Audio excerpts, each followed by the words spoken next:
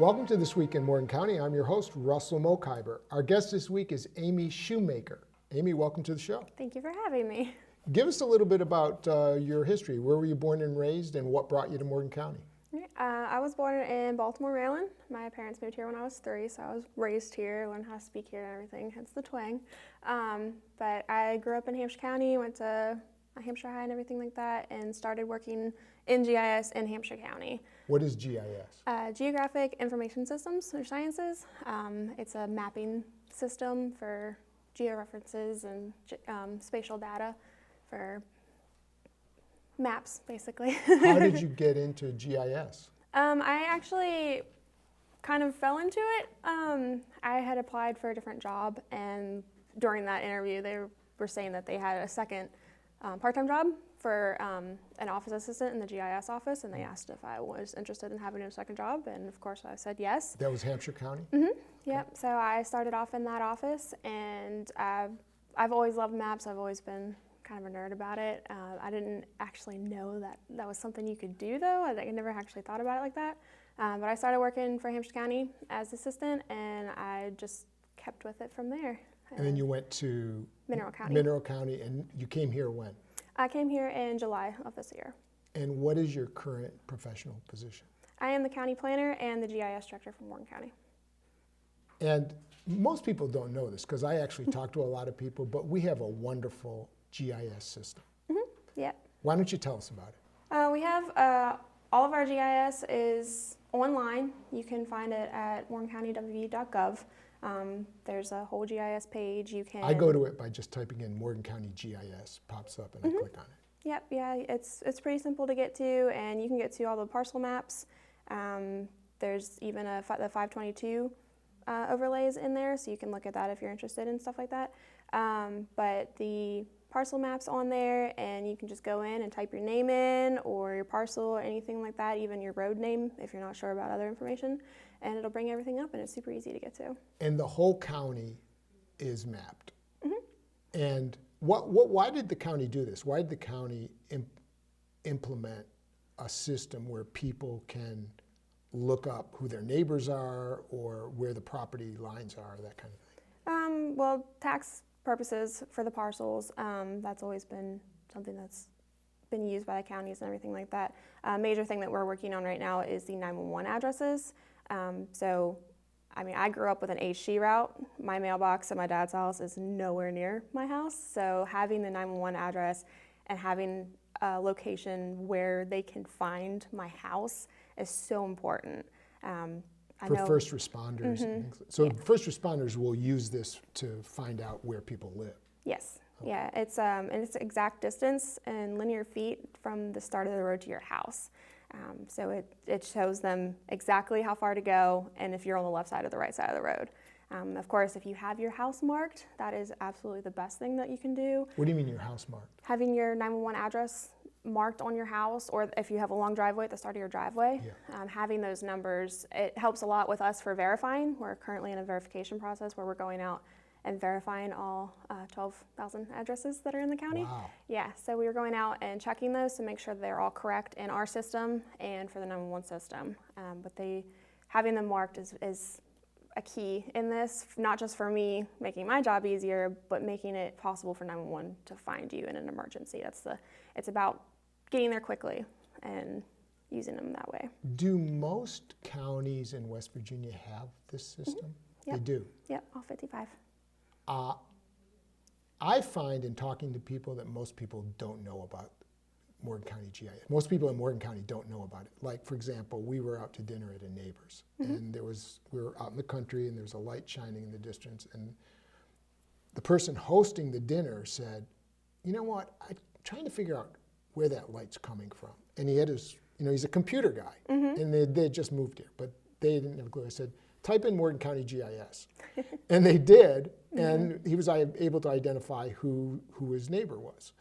So I find it's an incredible get to know your neighbor tool. Yeah. Like know who's around you, because most people don't. Right, yeah.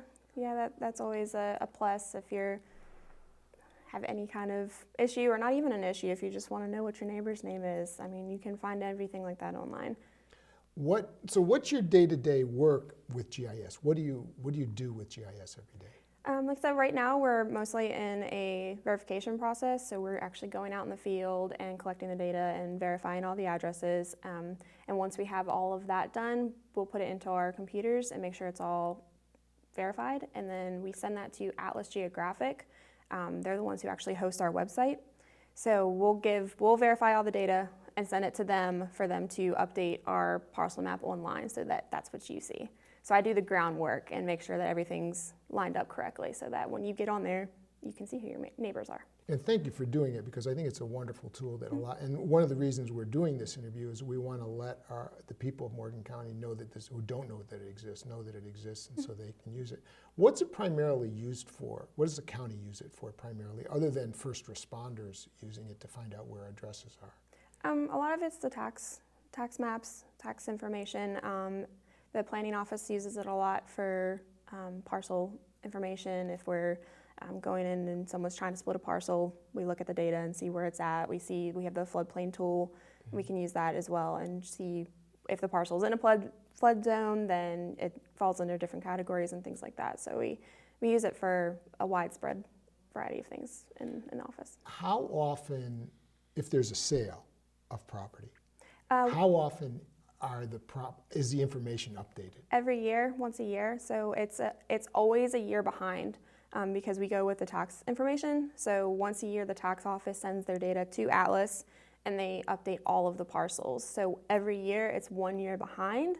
So unfortunately, it's not day-to-day updated, but we have most of that information in the office. If there's any kind of questions on that, you can always get a hold of us. Is there any way that you can get in and manually update? Because as you say, you know about the sales right on. Is there any way that you can manually update the system? I have a standalone system on my computer that I can go in and update that information. Like I said, we have the standing contract with Atlas to update the parcels online, so that's more on their end. But as long as the information comes from from the tax office to me, I will have it. So. But that's not available. When you update it, that's only for your purposes, not the public purpose. Yeah, unfortunately not. It is always a year behind.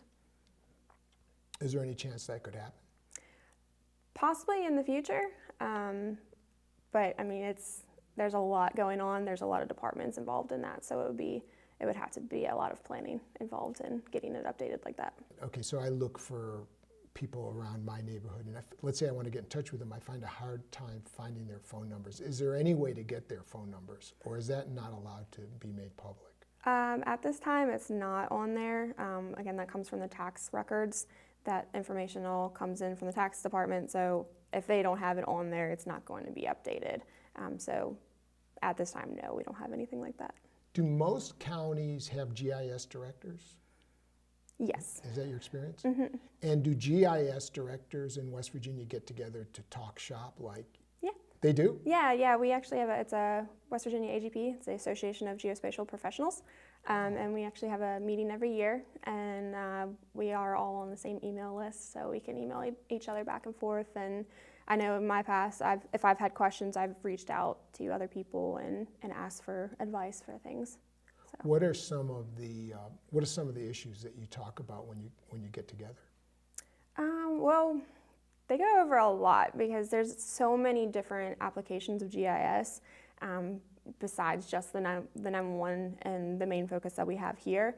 You can use GIS for anything. Tell us about the bypass view. What is that about? Well, the bypass has been in the works for a while now, and it just shows on the map, so it would be just like looking at the parcel map, but it shows exactly where the bypass is going, what parcels are going to be affected, and the exits and everything like that. They're all on there. So you can develop things for GIS, sort of like separate out issues like that. Main thing has been that 522. I'm sure that with 522, other things will be developed so we can make maps for things like that, anything coming off of 522. Of the population of Morgan County, how many people know about GIS? What would be your guess? Anytime anyone asks me what I do, I say I'm a GIS director. They're like, a what? So GIS is so underrated, and so I don't think a lot of people know about it, and it's unfortunate because it's such an amazing system, and there's so many uses for it, and I love that we're doing this so people will know about it. Do you find that when people know about it and find out about it, they're really excited about it? Yeah. It's fun to be able to get in there and see what all's going on and behind the scenes. And I mean, you can look at Google Maps any day, but you don't know who lives there, what their property is, anything like that. And when you can finally get in there and see your neighbors and see where your lines are and everything like that, it's very rewarding, really. I mean, you get to go in and find stuff, and it's a good system. Okay, so just finally here, if people want to use it, they just go to Morgan County GIS. A box pops up upper left, and you can type in name of property owner, street. Yep, there's a drop down. You can pick which one you want to do. So if you want to type in your last name, go last name, first name. Pick the owner. If you know your parcel number, you can do that. If you know your road name, you can do that, and it's just a drop down. So even if you type in an address like Oakland Road, all the Oakland Road addresses will come up? Yep, that's correct. Yep. So you can see everybody's address on that road. Well, thank you so much for GIS. Yeah, of course. And thank you for coming in for the interview, and we'll be writing about this and publicizing it. Yeah, thank you for having me. Thank you. Thanks. And thank you for watching This Week in Morgan County.